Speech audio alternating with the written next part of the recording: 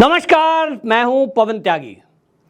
लोकसभा चुनाव का 7वां और अंतिम चरण का चुनाव अब आ ही गया है और अब इस चुनाव में जब यह देखा जा रहा है कि भारतीय जनता पार्टी की सरकार बनते हुए सारे आंकड़े, सभी सर्वे, सभी सट्टा बाजार दिखा रहे हैं, तो अब 7वां जो ये चरण है, निश्चित रूप से इस चरण में प्रभाव पड़ेगा और इसके कारण भारतीय जनता पार्टी दावा कर रही है कि जो ये अब चुनाव है 7वें चरण का, इसमें 57 सीटें हैं।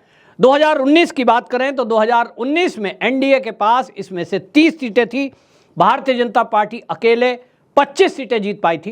लेकिन इस बार भारतीय जनता पार्टी इससे बढ़कर दावा कर रही है, क्योंकि पिछली बार 330 की तुलना में इस बार 100 सीटों की बढ़ोतरी का दावा भारतीय जनता पार्टी ने अपने लिए लक्ष्य के रूप में भी रखा है। जहां 400 पार की बात हो रही है, तो निश्चित रूप से 100 सीटें भारतीय जनता पार्टी कहीं ना कहीं से बढ़ाएगी। कहां से बढ़ाएगी? तो ये 7वां चरण भी आपको बता दूं, पश्चिम बंगाल, जहां पश्चिम बंगाल में जो अब ये चुनाव है, सभी की सभी सीटें ये टीएमसी के पास थी। वेस्ट बंगाल में 9 सीटों पर ये चुनाव है। 8 राज्य और एक केंद्र शासित प्रदेश यानी चंडीगढ़ में ये चुनाव है।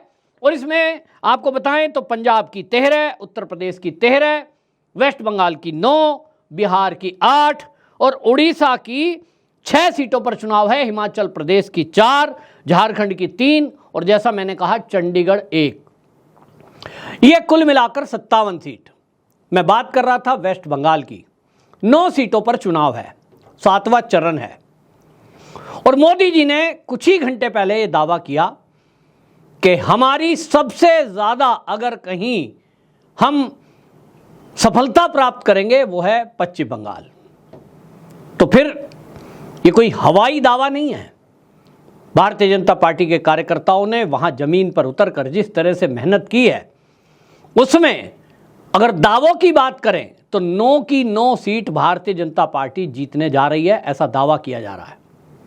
हकीकत तो 4 तारीख को पता लगेगा, लेकिन जिस तरह की तैयारी है उसको देख के कहा जा सकता है कि इस बार इस 7वें चरण की अगर मैं बात करूं, कुल मिलाकर 42 सीटों में, ये पहले भी कह चुका हूं कि कम से कम 25 सीटें भारतीय जनता पार्टी जीतेगी। भारतीय जनता पार्टी का 30 का दावा है, लेकिन मैं उस दावे को नहीं मानता। ठीक है, आप दावा अपना करिए, अपनी उनकी तैयारी है, हमारा भी अपना एक आकलन है। मेरे मित्र जो पत्रकार हैं, जो वहाँ काम करते हैं, जो वहाँ रहते हैं, उसके आधार पर वो जो आंकड़ा है, उस आंकड़े की अगर बात करें तो ये जो मामला है 25 सीटों का, इसमें 7वां चरण बड़ा महत्वपूर्ण है। और इसीलिए वेस्ट बंगाल के 7वें चरण में यह कहा जा सकता है कि टीएमसी का पूरी तरह सफाया होने जा रहा है। पंजाब की 13 सीटों पर चुनाव है। पिछली बार यानी 2019 में भारतीय जनता पार्टी के पास यहां मात्र 2 सीटें थी। लेकिन इस बार आप देखें, सारे सर्वे देख लें, भारतीय जनता पार्टी को पंजाब में आज भी 2 ही सीट देते हुए सभी सर्वे दिखा रहे हैं। लेकिन मैं अगर बात करूं तो मैंने शुरू से कहा है, आप अगर मेरी लगातार वीडियो देखते हैं, 7 सीटें, 7 सीट पंजाब में भारतीय जनता पार्टी जीतने जा रही है। ये जो जीतने जा रही है, मैं कह रहा हूं, ये अनुमान है। नतीजा 4 तारीख को आएगा और वो अनुमान इस आधार पर है कि गांव में लोगों से बात हुई है, वहां जो पत्रकारिता करते हैं लोकल, उनसे बात हुई है। और जैसा मैंने पहले भी बताया है, पंजाब में हालात वेस्ट बंगाल जैसे ही लगभग हैं और वहां लोग झंडा नहीं लगा रहे हैं, सभा में नहीं जा रहे हैं। कोई पूछेगा किसको वोट दोगे, तो यही कहेंगे या तो आम आदमी पार्टी, या तो अकाली दल, या तो कांग्रेस, बीजेपी का नाम नहीं लेंगे। लेकिन आपको मैं बता रहा हूं, बड़ी संख्या में सिख जो कि समझदार हैं, पढ़े लिखे हैं, वो लोग भारतीय जनता पार्टी को वोट देने जा रहे हैं। जो हिंदू है वो एकजुट हुआ है, जट सिख भी इसमें जुड़े हैं। ये बहुत बड़ा असर उन लोगों पर हुआ है जो वहां पहले की जो सरकारें रहीं, उनके वादे झूठे निकले, उनकी नाकामियां रहीं और इसके कारण लोगों ने तय किया कि हमने बाकी की सरकारें देख ली, अब देखने को कुछ बचा नहीं। और अगर देखने को कुछ बचा है तो वो है भारतीय जनता पार्टी का शासन। और आपको जैसे मैंने पहले भी बताया कि वहां मोदी जी से ज़्यादा पंजाब के अंदर योगी जी का जलवा है, योगी जी की डिमांड है और योगी जी स्टार प्रचारक हैं। जब भी वहाँ कहीं आपस में बात होती है, ये सभाओं में बात नहीं होगी, ये मैं पहले ही बता रहा हूँ, पंजाब में लोगों में बात होती है, घरों में बात होती है कि एक योगी जी हैं यूपी के, जिन यूपी वालों का हम यहाँ यूपी के भैये कह के अपमान किया करते थे, वो यूपी आज पंजाब से कई गुना बेहतर हो गया है। आज वहाँ बड़े बड़े उद्योग लग रहे हैं, इंटरनेशनल कंपनियां लग रही हैं। ग्रेटर नोएडा और नोएडा में आ जाओ तो आपको लगेगा कि आप भारत में है ही नहीं, किसी विदेशी कंट्री में आ गए हैं, क्योंकि ऐसा नज़ारा पहले किसी ने नहीं देखा। और जैसा योगी जी कहते हैं कि जो लोग 10 साल पहले कभी वाराणसी गए हों, अब जाएं तो वो पहचान नहीं पाएंगे कि यह वही वाराणसी है। और मैं इसके लिए इसमें ऐड करता हूं कि जो लोग अब से मात्र 5 साल पहले अयोध्या गए हों, वो अयोध्या जाएं तो पहचान नहीं पाएंगे कि यह वही अयोध्या है, रास्ता भटक जाएंगे। और इसी तरह आपको बता दूं कि ये जो पंजाब है, वहां इस यूपी का उदाहरण दिया जा रहा है कि लॉ एंड ऑर्डर की अगर सिचुएशन कहीं ठीक है तो वो है यूपी।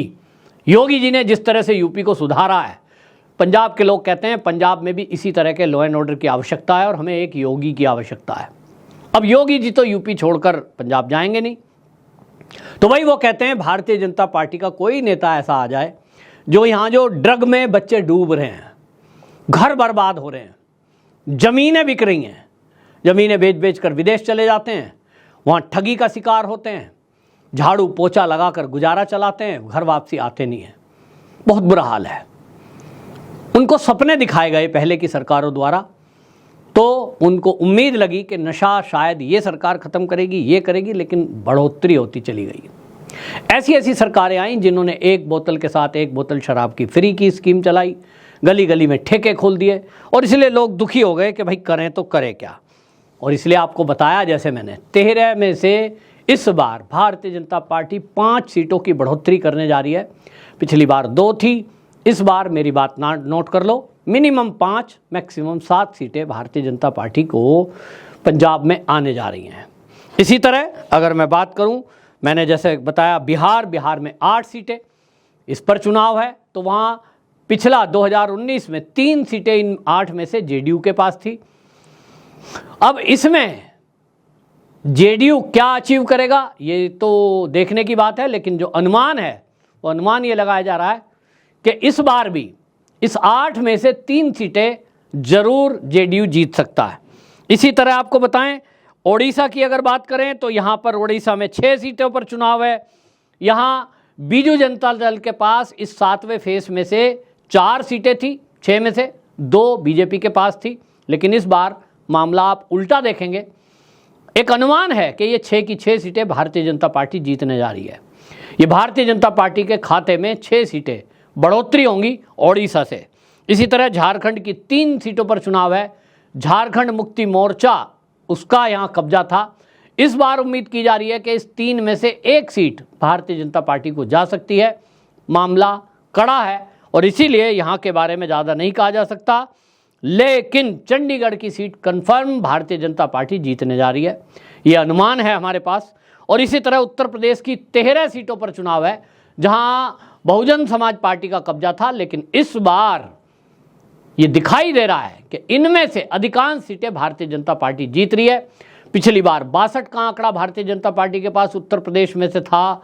इस बार जब भारतीय जनता पार्टी अपने दम पर लड़ रही है, जिसके साथ अब सुबह सपा भी है, जिसके साथ आरएलडी भी है, जिसके साथ अपना दल भी है, और इसीलिए जब आरएलडी साथ आ रही है, जब अपना दल साथ आ रहा है, जब सुबह सपा साथ आ रहा है, तो सीटों में बढ़ोतरी होना लाजमी है।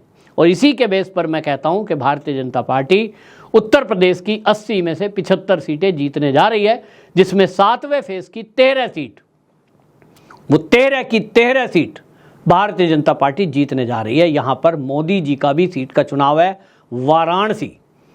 यहां वाराणसी में मोदी जी एक कैंडिडेट के तौर पर आप देख रहे हैं कितनी मेहनत करते हैं।